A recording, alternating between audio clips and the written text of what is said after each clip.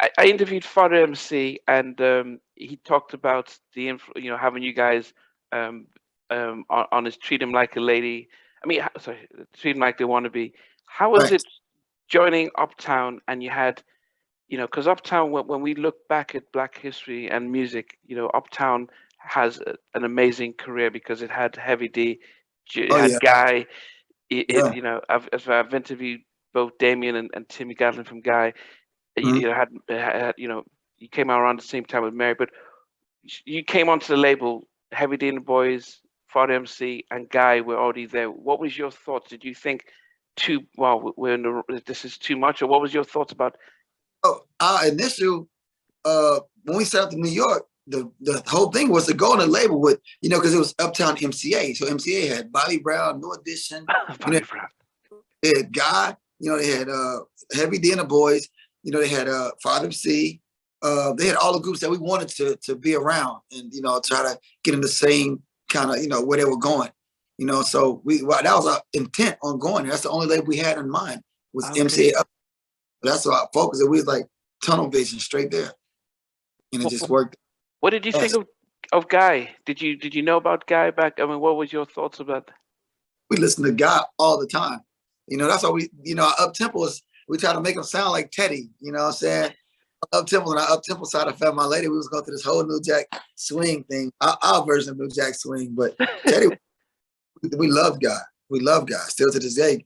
I mean, Peace of My Love, Groove Me, Teddy Jam. There was all the songs we played all the time. So they were heavy rotation. When you did join Uptown, did you get to see, as producers, did you get to see Teddy produce and work? Never.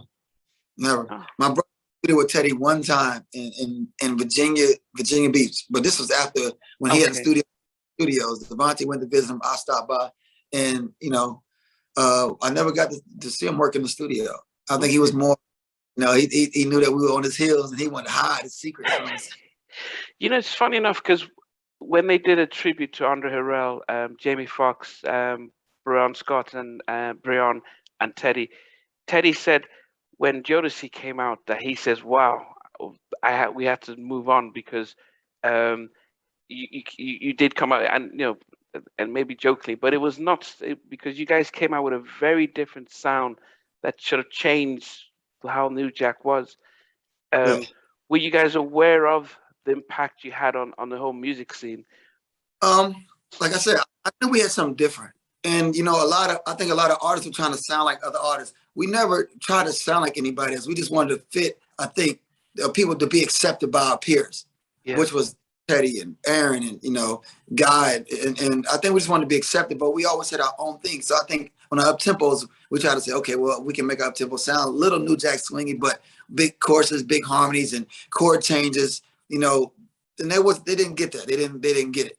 So then, our ballads is what, what kind of took off. But, we always paid homage to Teddy. Teddy's one of the greatest producers. And I would be lying if I said that he didn't influence our up-tempos in the way we, looked at up-tempos and New Jack Swing, because he was a king of New Jack Swing. Yeah. And that was the whole sound right there. And he changed sound to New Jack Swing. When we came, kind of just changed again. Yeah. To, Yeah. My favorite Jodeci song is "Cry for You." When it was, seeing the video, I don't know if you went to Saudi Arabia. I don't know where you guys. Where did you go? We shot that in Death Valley, California. Okay. It's to this day. I mean, it's a lot of people like "Love You for Life" and "Forever My Lady," but to me that's "Cry for You," because when you hear men singing, that's sort of "I'm sorry, come back to me" kind of song. It's just so powerful. And I think that's the one thing that I really loved about what you guys did was the ballads and saying, this is our lane. We're going to really dominate this. Wearing leather jackets and stuff in the desert, that's taking it up. Looking back at all your catalogs, what was your favorite or 2, 3 favorite Jodeci songs? Cry for You was one of my favorite. Like I said, that was Freaking You. Come and Talk to Me. List goes on, man.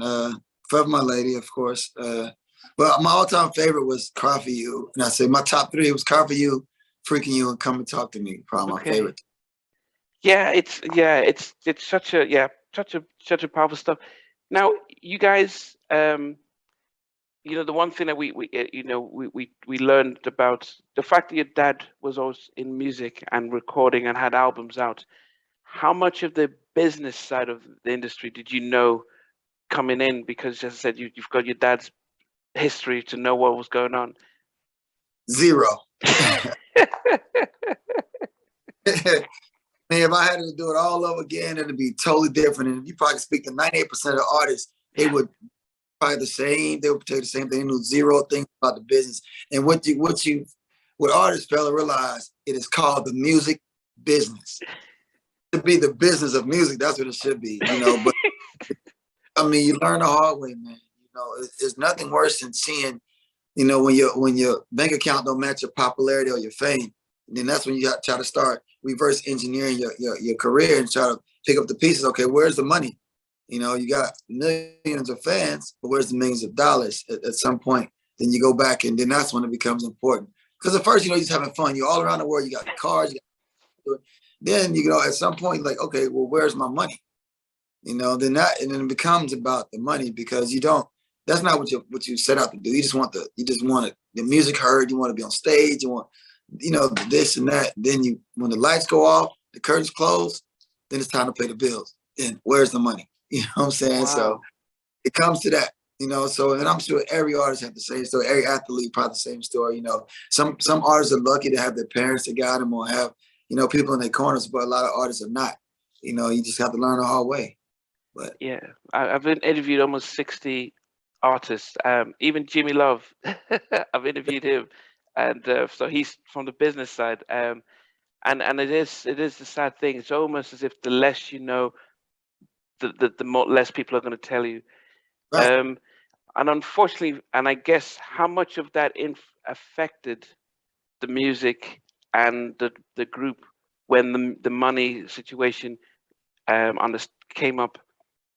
Well, I don't think it affected us as individuals, as a group, because it wasn't us taking from each other. Yeah, it was around taking from you. It's not, so it wasn't like we're stealing from each other. You know, everybody else is taking out your pocket. So, you know, but at some point it begins to divide and conquer, because, you know, some people focus might be on, I still make records. Some people focus might be, I'm not making a record until I get my business straight. You know, so you start having different opinions about what are you doing. And, you know, you got people that's pulling it one way, and, well, you know, don't pay attention to this, and don't pay attention, just keep making records, and as long as I can put you on stage. And, you know, then, like I said, so at some point when you're in the group, it begins to wear and tear on, you know, the different aspects of the individuals in the group. And that's what any group. In any group that you ever see, it's always because everybody comes and starts to divide and conquer. So, you know, at some point you get smart, you be like, you know what, let's just shut everybody out and let's just go back to the basics. Let's go back to what we know. Yeah. And, you know, a lot of groups don't figure it out. A lot of groups do. And so. Thanks for watching. Please remember to subscribe to the channel, but most importantly, to press the notification bell so that you can be notified when we do have a new interview. Loads to come, but thanks a lot for watching.